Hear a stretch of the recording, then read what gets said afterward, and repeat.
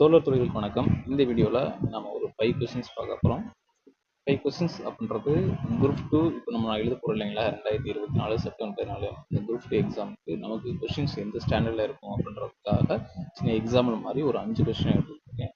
இந்த மாதிரி ஸ்டாண்டர்ட்லாம் நீங்கள் படித்து வச்சுருக்கணும், இந்த மாதிரி ஸ்டாண்டர்ட் நீங்கள் தயாராகிருக்கீங்க அப்படின்றதுக்காக உங்களை நீங்களே ஒரு செக் பண்ணுறதுக்கான ஒரு 5 கொஸ்டின்ஸ். இந்த 5 கொஸ்டின்ஸ் நீங்கள் பார்க்கும்போது இந்த அளவுக்கு டெப்த்தாக நம்ம படிச்சிருக்கணும் அப்படின்றது உங்களுக்கு தெரியும். தொடர்ந்து இந்த சீரீஸ் வந்து நம்ம போடலாம், முக்கியமான இம்பார்ட்டன்ஸான கொஸ்டின்ஸ் எடுத்து உங்களுக்கு போடலாம். குரூப் 2க்கு அப்புறம் குரூப் 2 குரூப் 1 அளவில் எப்படி நம்ம ஒரு கொஸ்டினை டீல் பண்ணணும், ஸ்டேட்மெண்ட் வைஸாக கொஸ்டின்ஸ் எப்படி வரும் அப்படின்னு பார்க்கலாம். குரூப் 4 ஸ்டாண்டர்ட் குரூப் 4மே இப்போ வந்து நம்ம குறைச்சி மதிப்பிட முடியாது. குரூப் 4மே ஒரு நல்ல ஸ்டாண்டில் தான் கொஸ்டின் எடுப்பாங்க.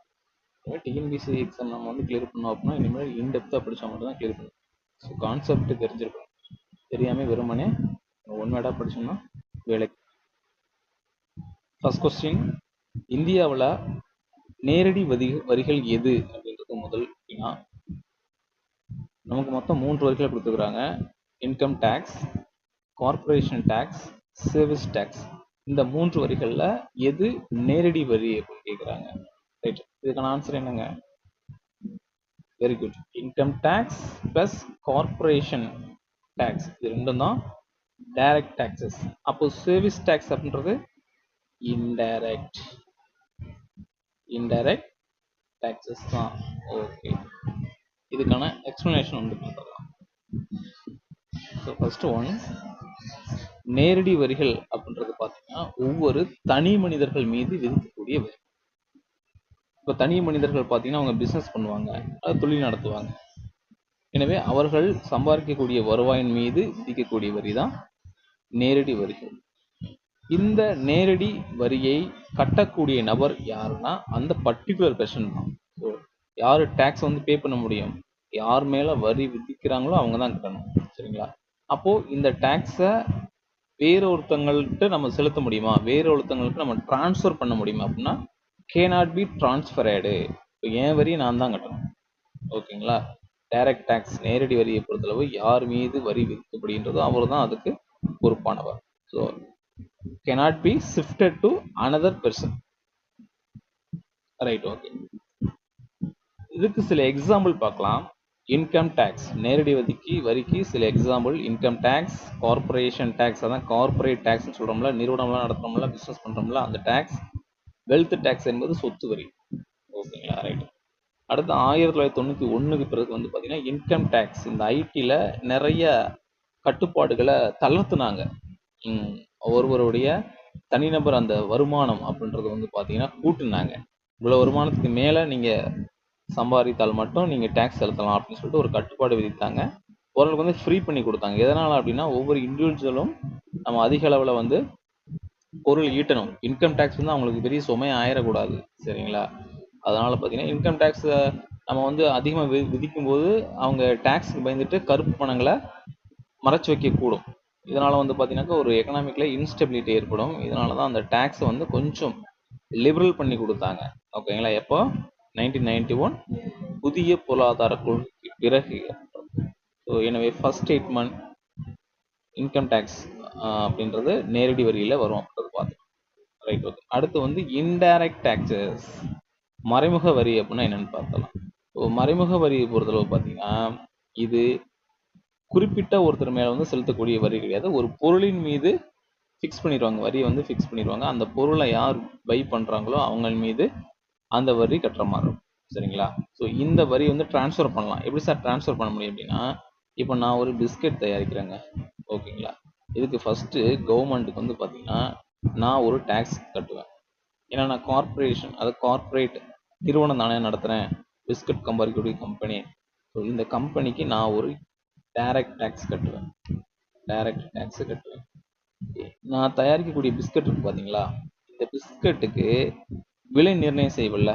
அந்த விலை நிர்ணயத்தில் என்னென்ன இருக்கும், இந்த பொருளுக்கு நான் எவ்வளோ செலவு பண்ணேன், ப்ளஸ் எனக்கு எவ்வளோ லாபம் ப்ராஃபிட், ப்ளஸ் எனக்கு எவ்வளோ டேக்ஸ், இதெல்லாம் சேர்த்து தானே இந்த ப்ராடக்டோடைய விலையை ஃபிக்ஸ் பண்ணுவேன், ப்ரைஸு. ஓகேங்களா? அப்போது இதை வாங்கக்கூடிய நபர் டேக்ஸையும் கட்டுறாரா? எனவே இந்த ப்ராடக்டை யார் வாங்குறாங்களோ அவங்க தான் டேக்ஸ் பேயபிள் பெர்சன். ஓகேங்களா? இதுதான் மறைமுக வரி. யார் வாங்குறாங்களோ அவங்க தான் டேக்ஸ் கட்டுவாங்க. அப்போ மறைமுக வரி என்பது ஒருத்தர்ட்ட இருந்து இன்னொருத்த டிரான்ஸ்ஃபர் பண்ண முடியும். ஓகேங்களா, ரைட். நம்ம ஜிஎஸ்டி மறைமுக வரிக்கு மிகச்சிறந்த உதாரணம் GST, goods and service tax அப்படின்றது. ரைட். ரெண்டாவது கொஸ்டின் பார்க்கலாம். Which of the following is or not correct? எது சரி அல்ல அப்படின்றாங்க. டிராபிக்கல் ஆர் டெம்பரேட் ரீஜியன்ஸ், வெப்பமண்டலம் மற்றும் மிதவெப்ப மண்டலம் பற்றிய கூற்றுகள்ல எது தவறானதுன்னு கேக்குறாங்க. பார்க்கலாம். இப்ப டிராபிக்கல் ரீஜன் அப்படின்னா என்ன? இதுதான் பூமின்னு வச்சுக்கோங்களே. கடகரேகைக்கும் மகரரேகைக்கும் இடைப்பட்ட பகுதி தான் வந்து டிராபிக்கல் ஜோன் என்று சொல்லக்கூடிய வெப்பமண்டல பகுதி. அடுத்து இந்த கடகரேகைக்கும் ஆர்டிக் சர்க்கிளுக்கும் மகர ரேகைக்கும் அண்டார்டிக் சர்க்கிள், இப்போ இந்த பகுதி இருக்கு பாத்தீங்களா,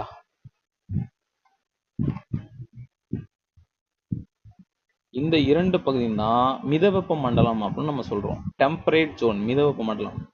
இப்போ இதுல என்ன ஸ்டேட்மெண்ட் கொடுக்குறாங்க அப்படின்ற பார்த்துட்டு நம்ம கொஸ்டின் டீல் பண்ணும். ஃபர்ஸ்ட் ஸ்டேட்மெண்ட் என்ன சொல்றாங்க? Tropical environments are less seasonal. இந்த வெப்பமண்டல பகுதி என்பது குறைந்த பருவகாலத்தை கொண்டுள்ளது. ரெண்டாவது, ரிலேட்டிவ்லி மோர் கான்ஸ்டன்ட். மிதவெப்ப மண்டலத்தை கம்பேர் பண்ணும்போது இந்த வெப்பமண்டலம் ஒரே மாதிரியான காலநிலையோடு இருக்கின்றது, ஒரே மாதிரியான பருவ காலத்தை கொண்டுள்ளது அப்படின்னு சொல்றாங்க. தே ஆர் கான்ஸ்டன்ட், ஒரே மாதிரி இருக்கு, கிளைமேட்ல பெரிய சேஞ்சஸ் இல்லை அப்படின்னு சொல்றாங்க. ஓகேங்களா, இது ஃபர்ஸ்ட் ஸ்டேட்மெண்ட். ரைட்டா? அடுத்து செகண்ட் ஸ்டேட்மெண்ட். சரியா தப்புன்றதை நான் அடுத்து உங்களுக்கு சொல்றேன். செகண்ட் ஸ்டேட்மெண்ட், இந்த traffic there is a higher availability of solar energy than in temperate region. அப்போ அவங்க என்ன சொல்ல வராங்கன்னா, வெப்பமண்டல பகுதியில அதிகமான சூரிய வெளிச்சம், வெப்பம் நமக்கு கிடைக்குது, சோலார் எனர்ஜி கிடைக்குது அப்படின்றாங்க. எதை கம்பேர் பண்ணும்போது? மிதவெப்ப மண்டலத்தை கம்பேர் பண்ணும்போதுன்னு சொல்றாங்க. ரைட்டா? அப்ப இந்த ரெண்டு ஸ்டேட்மெண்ட் பாருங்களே. அவங்க ஃபர்ஸ்ட் என்ன சொல்றாங்க, இங்க அதிகமான, ரெண்டாவது ஸ்டேட்மெண்ட் படிக்கும்போது உங்களுக்கு ஃபர்ஸ்ட் ஸ்டேட்மெண்ட் சரியா தப்பான்னு வந்துடும். இந்த ரெண்டாவது ஸ்டேட்மெண்ட் பாருங்க, இந்த வெப்ப பகுதியானது நமக்கு அதிகமான சோலார் எனர்ஜி கிடைக்கின்றது அப்படின்னு சொல்றாங்க. அப்போ ஆண்டு முழுவதும் இங்க சூரியனுடைய செங்குத்து கதிர்கள் விழுந்துகிட்டே இருக்கும். எப்படி சார் சொல்றீங்கன்னா, இதுதான் பூமின்னு வச்சுக்கோங்க. பூமியினுடைய மைய பகுதியில சூரியனுடைய வெப்பம் ஸ்ட்ரெயிட்டா விழுந்துகிட்டே இருக்குமா, அதனால இந்த பகுதி முழுவதும் அதிக வெப்பநிலையோடு இருக்கும். எனவே பெரிய அளவுல காலநிலை மாறுபாடு இருக்காது. சரிங்களா? அதுதான். ஓகே, அப்போ ஃபர்ஸ்ட் ஸ்டேட்மெண்ட்டும் ரெண்டாவது ஸ்டேட்மெண்ட்டும் சரி. இப்போ மூணாவது ஸ்டேட்மெண்ட் பார்க்கலாமா? Tropical areas have undergone frequent glaciers in the past unlike the temperate region. மிதவெப்ப மண்டலத்தை காட்டிலும் இந்த வெப்ப மண்டலம் அதிக பனிப்பாறைகளை கொண்டுள்ளதுன்னு சொல்றாங்க. வாய்ப்பு இருக்குங்களா? எப்படி வாய்ப்பு இருக்கு? வாய்ப்பு இருக்காதில்ல. ஏன்னா இங்கதான் ஆண்டு முழுவதும் சூரியனுடைய கதிர்கள் செங்குத்தா விழுறதுனால இங்க பனிப்பாறைகள் உருவாக்க வாய்ப்புகள் இல்லை. எனவே மூன்றாவது ஸ்டேட்மெண்ட் வந்து தவறானது. மூன்றாவது ஸ்டேட்மெண்ட் தவறானது. ஓகே, நெக்ஸ்ட் கொஸ்டின் போயிடலாம். Question number 3. Which of the following provisions regarding national emergency, தேசிய நெருக்கடி நிலையில 44வது சட்ட திருத்தம் 1978ல எதெல்லாம் சரி அப்படின்னு சொல்லியிருக்காங்க. நமக்கு ஒரு 4 ஸ்டேட்மெண்ட் கொடுத்து 44வது சட்ட திருத்தத்துல எதெல்லாமே உள்ள இன்க்ளூட் பண்ணாங்க அப்படின்னு கேட்குறாங்க. ரைட். இப்போ ஃபர்ஸ்ட் பாருங்க, substituted the word armed rebellion for internal disturbance. உள்நாட்டு கிளர்ச்சி என்பதற்கு பதிலாக ஆயுதம் ஏந்திய கிளர்ச்சி அப்படின்னு பேரை மாத்தினாங்க. எதுக்காக மாத்துறாங்க? இப்போ ஒரு நாட்டுல எமர்ஜென்சி, தேசிய அவசர கால நிலையை அறிவிக்கும் போது என்ன காரணம் சொல்லணும் பாத்தீங்களா? அப்போ 1975ல என்ன சொன்னாங்கன்னா, உள்நாட்டு அமைதியின்மை, இன்டர்னல் டிஸ்டர்பன்ஸ் அப்படின்னு சொன்னாங்க. இப்போ உள்நாட்டு அமைதியின்மை அப்படின்னா சாதாரண போராடனா கூட, அரசாங்கத்துக்கு எதிராக ஒரு போராட்டம், அறவழியில போராட்டம் நடத்தினா கூட அது வந்து உள்நாட்டுல ஒரு அமைதியின்மை பிரச்சனைன்னு சொல்லி இங்க வந்து அவங்க ஆக்ஷன் எடுக்க முடியும் இல்லைங்களா? ஸோ அதுக்கான வாய்ப்பை வந்து கொடுக்க கூடாது. எப்பெல்லாம் எமர்ஜென்சி அறிவிக்கலாம் அப்படின்னா, ஏதாவது ஆயுத கிளர்ச்சியில் ஈடுபடும் பொழுது, வன்முறையில் ஈடுபடும் போது இந்த தேசிய நெருக்கடியை அறிவிக்கலாம். அது தப்பு இல்லை அப்படின்றதுக்காக தான் 44வது சட்ட திருத்தத்துல இன்டர்னல் டிஸ்டர்பன்ஸ் அப்படின்றத தூக்கிட்டு ஆர்ம்டு ரெபலியன், அதாவது ஆயுதம் ஏந்தி கிளர்ச்சி பண்ணா மட்டும் நீங்க எமர்ஜென்சி இருந்து இதுங்க அப்படின்னு சொல்லி கொண்டு வந்தாங்க. எனவே ஏ என்பது சரிதான். அடுத்து B, enabled the president to limit the operation of the emergency to a specified part of India. 44வது சட்டத்தில் வந்து பார்த்தீங்கன்னா அவங்க என்ன கொடுத்துருக்காங்கன்னு ஃபர்ஸ்ட் பார்ப்போம். ஒரு நாட்டிற்கோ அல்லது ஒரு குறிப்பிட்ட பகுதிக்கு மட்டும் தேசிய நெருக்கடி நிலையை அறிவிக்க முடியும் என்று 44வது சட்ட திருத்தத்துல மாற்றப்பட்டதுன்னு சொல்றாங்க. இது தவறுங்க. ஏன் அப்படின்னா 42வது சட்ட திருத்தம் 1976 இந்த அமெண்ட்மெண்ட்ல இந்த ப்ரொவிஷனை கொண்டு வந்தாங்க. குடியரசுத் தலைவர் ஒரு நாட்டிற்கோ அல்லது ஒரு குறிப்பிட்ட பகுதிக்கு மட்டும் நேஷனல் எமர்ஜென்சி அறிவிக்க முடியும் அப்படின்னு 42வது சட்ட திருத்தம் 1976 கொண்டு வந்தாங்க. இத 44வது சட்ட திருத்தம் 1978 இதை நீக்கினாங்க. அப்போ பி என்பது நமக்கு தவறான விடையில வந்துருக்கு. அடுத்து சி பார்க்கலாம். proclamation by the president can be made only a written recommendation from the cabinet. இது சரிதான். என்ன சொல்றாங்க? குடியரசுத் தலைவர் தேசிய நெருக்கடி நிலையை அறிவிப்பதற்கு அமைச்சர்கள் கேபினெட் அமைச்சர்களுடைய எழுத்துப்பூர்வமான ஒப்புதல் தேவை அப்படின்னு சொல்றாங்க. கரெக்ட் தான். அமைச்சருடைய எழுத்துப்பூர்வமான ஒப்புதல் இருந்தால் மட்டும்தான் எமர்ஜென்சி அறிவிக்கணும்னு சொல்லிட்டு 44வது சட்ட திருத்தத்துல கொண்டு வந்தாங்க. இது சரிதான். ஃபைனலா டி என்ன சொல்றாங்கன்னா பீரியாடிக் அப்ரூவல் வேணும். இந்த எமர்ஜென்சியை வந்து நீங்க அடுத்தடுத்து கண்டினியூ பண்றதுக்கு இடையில பாராளுமன்றத்தை கூட்டி அதற்கான தீர்மானத்தை கொண்டு வந்து ஒப்புதல் அளித்தால் மட்டும்தான் எமர்ஜென்சியை வந்து நீங்க எக்ஸ்டெண்ட் பண்ண முடியும் அப்படின்னு ஒரு ப்ரொவிஷனை ஆட் பண்ணாங்க 44வது சட்ட திருத்தத்துல. இதுவும் சரிதான். இப்போ எவ்ரி 6 மந்த்துக்கு ஒருக்க 6 மாதங்களுக்கு ஒருக்க பார்லிமெண்ட்டை கூட்டி ஒரு அப்போ இதற்கு வந்து பாத்தீங்கன்னா நமக்கு ஒரு பெரும்பான்மை வேணும். பெரும்பான்மை அப்படின்னா சாதாரண பெரும்பான்மை வேணும். சாதாரண பெரும்பான்மை எப்படி இருக்குன்னு சொல்றாங்கன்னா இப்போ நம்மளுடைய டோட்டல் ஸ்ட்ரென்த் லோக்சபாவில் பார்த்தீங்கன்னா 543 பேருங்களா. இந்த 543 பேர்ல நமக்கு மெஜாரிட்டின்னு பார்த்தோம் அப்படின்னா 272 இதான் வந்து நமக்கான majority.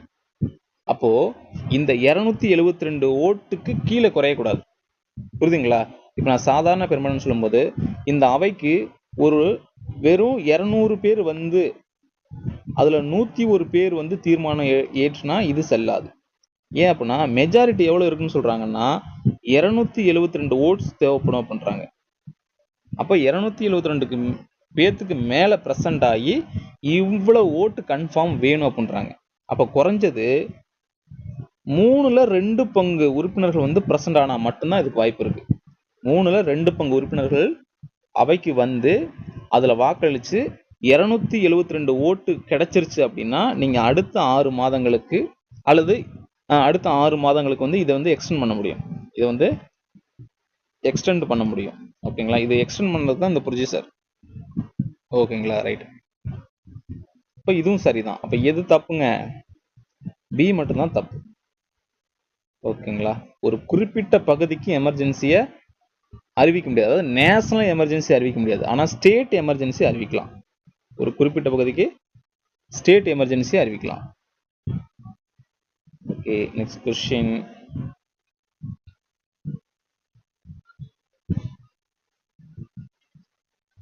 With respect to India's border with its neighbors, consider the following statement. இந்தியாவின் எல்லைகள் அதனுடைய அண்டை நாடுகளோடு எப்படி இருக்கு அப்படின்றதுதான் நமக்கான கொஸ்டின். இந்தியா மியான்மர் பவுண்டரி இருக்கு இல்லைங்களா? அது வந்து பாத்தீங்கன்னா watershed between Brahmaputra and Irrawaddy rivers அப்படின்னு சொல்றாங்க. த்ரூஅவுட்டா இந்தியாவிற்கும் மியான்மருக்கும் இந்த எல்லையானது பிரம்மபுத்திரா மற்றும் ஐராவதி நதிகளுக்கு இடையே ஓடிக்கிட்டு இருக்கு. இந்த நதிகளுடைய தொடர்ச்சியாகவே போயிட்டு இருக்குது எல்லை அப்படின்னு சொல்றாங்க. இந்த நதிகள் ஒரு எல்லையா அமைஞ்சிருக்கு அப்படின்னு சொல்றாங்க. வேற ஒண்ணும் கிடையாதுங்க. பிரம்மபுத்திராவும் ஐராவதி இந்த ரிவரும் இந்தியா மியான்மருக்கு ஒரு எல்லையாக அமைந்துள்ளன்னு சொல்றாங்க. ரைட்டு தான். அடுத்தபடியா 2வது statement. India shares longest international border with Pakistan. So இது சரி அப்படின்னு பார்க்கணும். இது கிடையாது தானே. India shares longest international border with Bangladesh. Pakistan கொடுத்துட்டாங்க, பங்களாதேஷ் தான் மிக நீண்ட எல்லையை இந்தியாவோட பகிர்ந்து கொள்ளக்கூடிய நாடாக இருக்கின்றது. அப்போ 2 வந்து தவறானது. 3வது பாருங்க, India shares boundary with Afghanistan through Wakhan corridor. Wakhan எல்லை இந்தியாவிற்கும் ஆப்கானிஸ்தானுக்கும் இடையே இருக்கு அப்படின்னு சொல்றாங்க. இது சரிதான், இது சரிதான். இதனுடைய எக்ஸ்பிளனேஷன் வந்து பார்த்துருவோம். ஸோ ஸ்டேட்மெண்ட் 1 பாருங்க, நம்ம சரின்னு சொன்னோம். இந்தியா மியான்மர் பவுண்டரி வந்து ரன்ஸ் ரஃப்லி along the watershed between the Brahmaputra and Irrawaddy. It passes rough thickly forest. இந்த ஆறுகளுக்கு அந்த புறமும் இந்த புறமும் பார்த்தீங்கன்னாக்க நிறைய ஃபாரஸ்ட் ஏரியா இருக்குது அப்படின்னு சொல்கிறாங்க. அதில் இந்தியா சைடில் பார்த்தீங்கன்னாக்க மீசோ ஹில்ஸ் இருக்குது, மணிப்பூர் இருக்குது, நாகாலாந்தெல்லாம் இருக்குது. ஸோ அந்த சைடு பார்த்தீங்க அப்படின்னாக்கா Chin hills, Naga hills, Kachin state of Myanmar, இதெல்லாம் மியான்மர் சைடில் வந்து இருக்குன்னு சொல்கிறாங்க. அப்போ ஃபர்ஸ்ட் ஒன் வந்து சரி. 2வது வந்து தவறு இல்லைங்களா. India shares longest international border with Bangladesh 4096 kilometre லாங்கில் வந்து பார்த்தீங்கன்னா இது வந்து ஷேர் பண்ணுது. அது நம்ம பார்த்துட்டோம். அடுத்து 3வது ஸ்டேட்மெண்ட் வந்து சரிதான். Statement 3 is correct. India shares boundary with Afghanistan through Wakhan corridor. இதோடைய டோட்டல் லென்த் பார்த்தீங்கன்னா 210 கிலோமீட்டர் வருதுங்க. இந்த வாகான் காரிடர் லென்த் இருக்கு பார்த்தீங்களா, அதனுடைய. Next one, 5th question. Lamp black, கருப்பு விளக்கு அப்படின்னு சொல்லலாம், அல்லது கார்பன் பிளாக், கருப்பு கார்பன் வந்து தூளாக்கப்பட்ட வடிவத்தில் வந்து எடுத்து அதை பொருத்தி அதுலேருந்து நம்ம வெளிச்சத்தை பெறுறது. இது எங்கே எப்படி செய்கிறாங்க அப்படின்னா, அதான் ஃபர்ஸ்ட் ஸ்டேட்மெண்ட் சொல்கிறாங்க. It was traditionally produced by collecting soot from oil lamps. இப்போது விளக்குகள் இருக்குது பார்த்தீங்கன்னா, விளக்குகள் இப்போ மண்ணெண்ணெய் விளக்குகள்லாம் அவங்க வீட்டில் இருந்தால் தெரியும். அந்த மண்ணெண்ணெய் விளக்குகளில் பார்த்தீங்கன்னா தொடர்ந்து எரியும் பொழுது அந்த விளக்குகளை சுற்றிலும் அப்படியே வந்து பார்த்தீங்கன்னா ஒரு கருப்பாக படியும், எண்ணெய் பிசுறு மாதிரி படியும். இதுதாங்க பார்த்தீங்கன்னா கார்பன் பிளாக் அப்படின்னு சொல்கிறாங்க. இது வந்து கார்பன் எரிஞ்சு அதுலேருந்து வரக்கூடிய அந்த கருப்பாக ஒரு டஸ்ட் மாதிரி வந்து இந்த விளக்குகளை சுற்றி படியும். ஒரு இதை வந்து நீங்கள் வந்து க்ளீன் பண்ணும்போது பார்த்தீங்கன்னாக்கா கொஞ்சம் அப்படியே மாவாக கொட்டும். சரிங்களா, இதுதான் கார்பன் பிளாக் அப்படின்னு சொல்கிறாங்க. இப்போ ஃபர்ஸ்ட் ஸ்டேட்மெண்ட் சரிதான். நம்ம ட்ரெடிஷ்னலாக பயன்படுத்தக்கூடிய மண்ணெண்ணெய் விளக்குகள்லேருந்து இந்த கார்பன் பிளாக் வந்து நம்மளால் எடுக்க முடியும். அடுத்து 2வது பார்த்தீங்கன்னா, it is the most pure form of carbon allotrope. கார்பனுடைய தூய்மையான வடிவம் அப்படின்னு சொல்கிறாங்க. சரிதான், இது கார்பனுடைய தூய்மையான வடிவம் தான். ஓகேங்களா, ரெண்டும் சரிதான். 3வது என்ன சொல்கிறாங்க, the root is used in making printing ink. ஆமாம், இதை வச்சு நம்ம வந்து பார்த்தீங்கன்னாக்க அச்சு மை அப்புறம் ஷூ பாலிஷு இதெல்லாமே இதை வச்சு நம்ம வந்து இது பண்ணலாம், தயாரிக்கலாம் அப்படின்னு சொல்கிறாங்க. ஓகேங்களா, இது எல்லாமே சரிதான். ஸோ இது 3மே வந்து சரியான ஸ்டேட்மெண்ட் தான், இதில் எதுவுமே தவறு கிடையாது.